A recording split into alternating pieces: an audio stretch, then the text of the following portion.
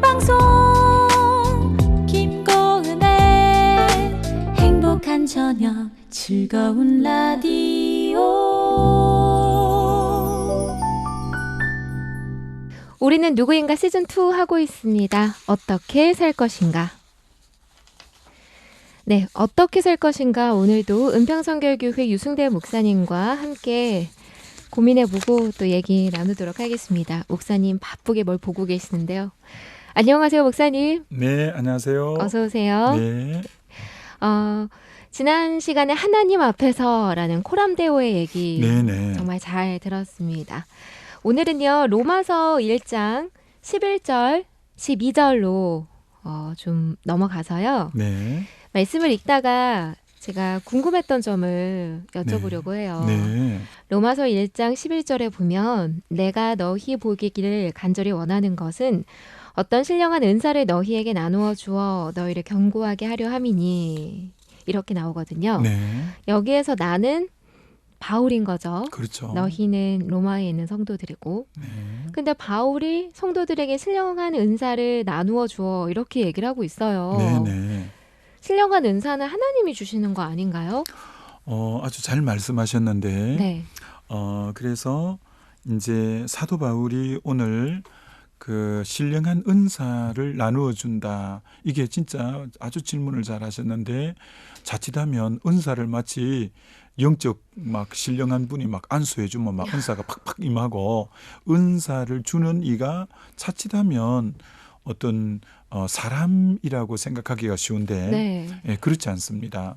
성경에 은사에 대한 부분이 많이 나오는 게 신약의 고린도전서 12장도 그렇고 네. 고린도전서 12장, 로마서 12장, 에베소서 4장, 베드로전서 4장, 여기는 이제 은사장이에요. 은사가 집중적으로 나오는데 언제나 그래서 성경을 두루 이렇게 살펴볼 때 고린도전서 12장 같은 경우에 은사를 누가 준다고 말씀하느냐 하면 이 고린도전서 12장 11절에 이렇게 말하죠.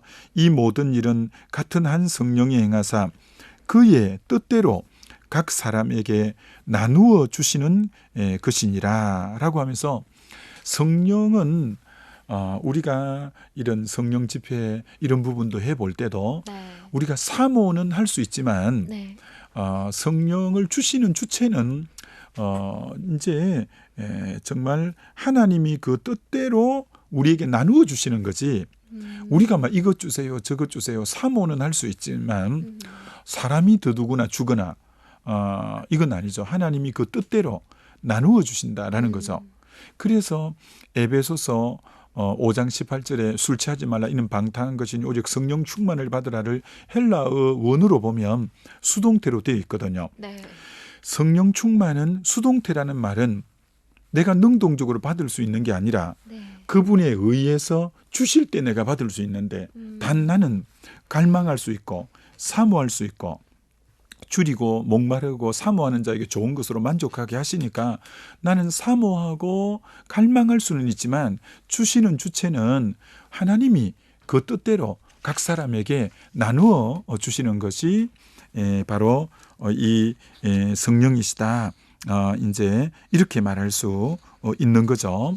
그래서 저럴 때 이제 사람이 이제 그를 은사를 주거나 이러지 못하고 그럼 여기서 말한 왜 이렇게 얘기한 바울이 건가요? 신령한 은사를 나누어 준다는 이걸 원어적으로 딱 보면 영적인 신령한 지식을 너희에게 가르치고 싶다 이 말씀이거든요.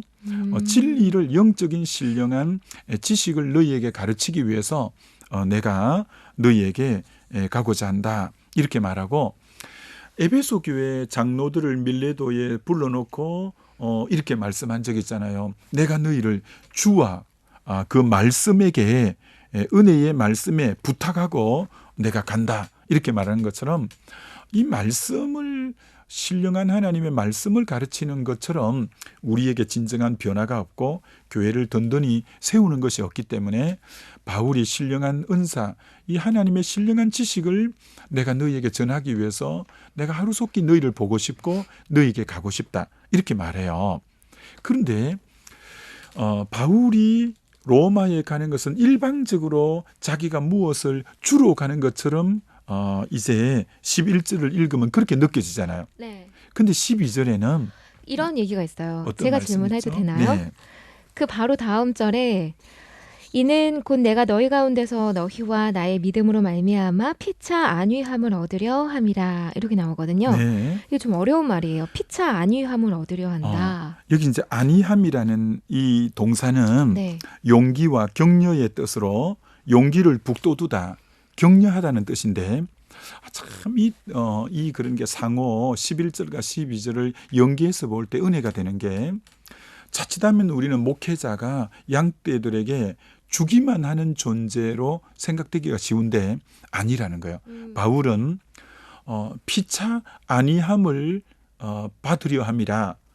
내가 로마 성도들에게 뭘 받고 싶냐면 정말 용기를 북돋움을 로마 성도들로 인해서 받고 싶고 격려를 받고 싶다는 거예요. 되게 의외예요. 사도 바울 정도 되면 사람이 그렇게 위로 안 해줘도 감옥에서도 하나님 찬양하면서 성령께서 위로해 주시는 걸 느낄 텐데 그걸 굳이 사람한테 받으려고 한다고요?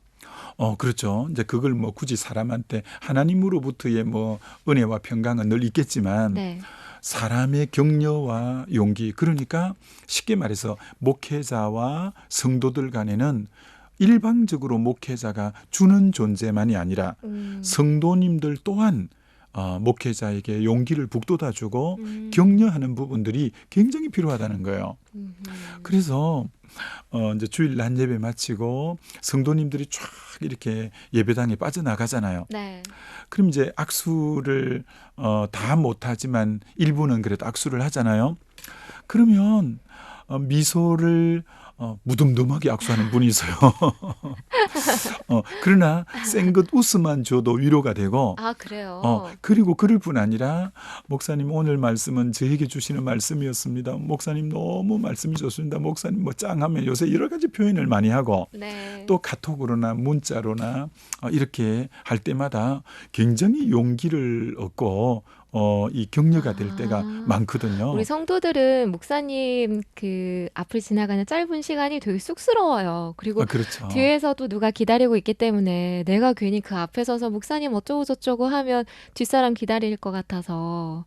그리고 목사님 옆에도 또 다른 부목사님들, 장로님들이 서 계시잖아요. 그래서 왠지 내가 장로님 쪽에 줄을 섰다가도 목사님 만나고 싶어서 이렇게 줄을 피하면 저 장로님이나 저 부목사님이 상처받지 않을까 해서 이렇게 망설이시는 그런 경우도 있거든요. 성도들 입장은 좀 그런데 목사님도 그런 입장이셨군요. 그러니까 이제 네. 다음 주부터는 네. 우리 김고은 PD께서도 물론 뭐 속에 없는 얘기야 할 필요는 없겠지만 네. 목사님 말씀 중에 마음에 깊이 다가오는 부분이 있을 때는 그래도 그 잠시 몇 초라도 목사님 오늘 말씀이 큰 위로가 되고 힘이 되었습니다. 그런 부분을 한 부분 하고 지나가신다면 굉장히 힘이 되고요. 그러시구나, 목사님들도. 또 이제 때로는 뭐 문자나 카톡이나 때로는 그런 어떤 부분에서 이렇게 할 때 굉장히 힘이 되는데, 자, 그럼 여기서 바울이 로마 교회에서 위로를 안위를 받고 싶은, 즉 용기를 북돋움을 받고 격려를 받고 싶은 것은 어떤 영역이냐면 이 영역이에요. 로마 교회 성도들의 변화된 모습을 나누고 그들이 달라지고 예수 믿고 새롭게 된 삶에 대한 간증들을 듣고 싶은 거예요. 목회의 제일 큰 보람이 뭐냐면 성도님들이 말씀 안에 그 인격이 변화되고 그래서 주님을 닮은 모습으로 살아가는 그 모습을 볼 때 가장 사실은 격려가 되고 위로가 되는 거죠. 그래서 요한도 요한 3서에 내가 너희들이 진리 안에 사는 것을 듣는 것보다 즐거움과 기쁨이 없다 이렇게 말한 것처럼 오늘 우리의 삶에도 성도들이 정말 그 변화된 그 삶들을 이렇게 나누어 줄 때 얼마나 힘이 되고 격려가 되고 용기가 되곤 하죠. 사실 성도 간에도 그래요. 누군가가 이렇게 변화된 모습, 또 은혜 받은 모습, 그것을 삶으로 실천하는 것을 보고 있으면 같은 성도고 같은 뭐 교회 다니는 집사지만 되게 위로가 되거든요. 그럼요. 은혜가 되고 맞습니다. 도전도 받고. 그래서 이제 소그룹이 필요하다는 거죠. 소그룹 안에서 서로의 은혜 받은 것도 나누고 또 주님이 주중에 내 가운데 해주신 일들도 서로 나누고 그러면 그 나눔 가운데서 얼마나 격려가 되고 위로가 되고 또 낙심했던 분들이 일어서게 되고 아 나도 저렇게 하면 되겠구나라고 되고 또 기도 제목도 나누고 할 때 네. 그래서 우리는 이런 말씀을 나누는 은혜를 나누는 장은 꼭 필요하다 이렇게 말할 수 있죠. 네. 한 주 또 지나고 오늘 벌써 금요일인데요. 목사님, 서로에게 위로가 필요하고 위로가 될 수 있는 우리 성도들에게 한마디 해주신다면요. 오늘 사도 바울이 사실은 대사도 바울이잖아요. 네. 엄청나잖아요. 네. 그런데도 겸손하게 나는 로마 성도님들의 위로가 필요해요 하고 자기를 겸손한 모습을 가지는 이 모습도 굉장히 우리가 배울 점이잖아요. 네. 맞습니다. 우리는 참 계속 어린아이 모습으로 돌아가는 모습이 필요해요. 그래서 성도님 앞에 나는 성도님의 기도가 필요합니다. 저 위에 기도해 주십시오. 저는 성도님의 격려와 위로가 필요한 자입니다. 이렇게 자기를 참 이렇게 낮추어서 그게 근위가 없어지는 게 아니라 그게 진정한 근위인 거죠. 근위. 그래서 오늘 우리는 때로는 이 방송을 듣는 목사님이나 장로님이나 아주 베테랑 근사님이나 내가 어떻게 감히 저 어린 성도들에게 기도를 부탁해 내가 어떻게 그들의 격려가 필요하다고 말해 그게 군의가 아니라 도리어 저는 기도가 필요한 자입니다. 저는 위로와 여러분의 격려가 필요합니다. 이렇게 자기를 낮추는 게 진짜 권위 있는 자의 아름다운 모습이다. 이렇게 말할 수 있으니까 네. 자기의 위치에서 조금 겸손하게 또 당신의 우리 실제로 그렇고 기도가 필요합니다. 기도해 주세요. 네. 또 이렇게 하는 것은 아주 아름다운 영적 권위자의 진정한 모습이다. 이렇게 볼 수 있죠. 네. 내일은 그리고 그다음 주일에는 여러분보다 조금 어린 사람들에게 날 위해 기도해줘, 날 좀 격려해줘 이렇게 얘기를 한번 해보시는 건 어떨까 싶네요.